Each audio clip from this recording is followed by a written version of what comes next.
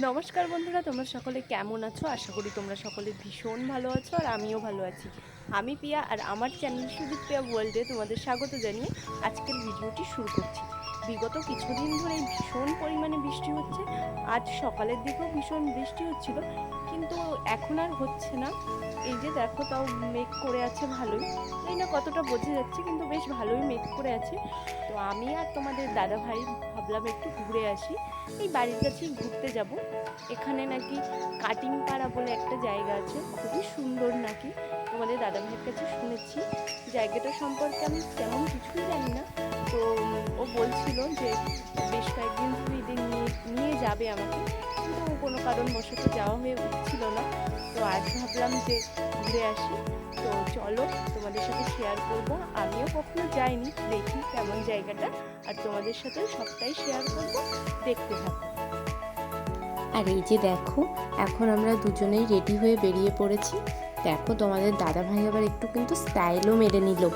তো এই যে ও হাঁটছিল, আমি একটু ভিডিও করে দিচ্ছিলাম, আর এবার আমাকে বললো তুমিও একটু সামনে যাও, আমি তোমার ভিডিওটি করে দিচ্ছি। আর এটি আমাদের বাড়ি থেকে ভীষণই কাছে, একদম মানে পাশের গলিতেই এটা আমাদের বাড়ি থেকে। তো বলতে বলতে কিন্তু আমরা চলেও এসেছি।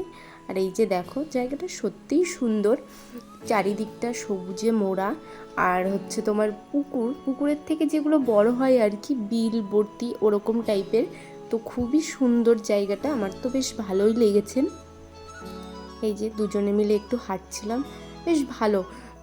মানে গরমে, অসহ্যকর গরমের থেকে রেহাই পেতে অনেক মানুষই দেখলাম যে পুকুরের পাড়ে এসে এরকম বসেছে। বেশ হালকা মৃদু বাতাস বইছিল, তো বেশ মনটা খুব ভালো হয়ে গেছিলো। খুব সুন্দর ভিউটা, ভীষণই সুন্দর। এটা সম্পর্কে তোমাদের তো আগেই বললাম যে আমি তেমন কিছুই জানি না, তো সেইভাবে তোমাদের কিছু বলতে পারলাম না। তবে আমার তো বেশ ভালোই লেগেছে জায়গাটায় গিয়ে। অনেকেই বেশ দেখলাম যে বিকালটা কাটাতে এখানে আসে। আর এই যে দুজনে হাঁটছিলাম, তোমাদের দাদাভাই একটু ভিডিও করে নিচ্ছিল, সেটাও তোমাদের সাথে শেয়ার করে নিলাম। খুবই সুন্দর, মানে এখানে আর কি অনেকগুলোই ওই পুকুরের থেকে বড় আর কি যেগুলো হয়ে থাকে ওরকম টাইপের, তো ওটাই বেশিরভাগ। আর এই যে পাশেই ছিল একটু নদী, তো সেখানেও আমি চলে এসেছি আমরা দুজনে একটু ঘুরতে। আর জল দেখলেই কেমন যেন আমার পা ডোবাতে ইচ্ছা করে। এই যে জলের মধ্যে একটু পা ডুবিয়ে আবার উপরে চলে আসলাম। যে দেখো, এপার থেকে ওপারে লোক যাচ্ছিল। আমার কিন্তু নৌকায় উঠতে ভীষণ ভয় লাগে।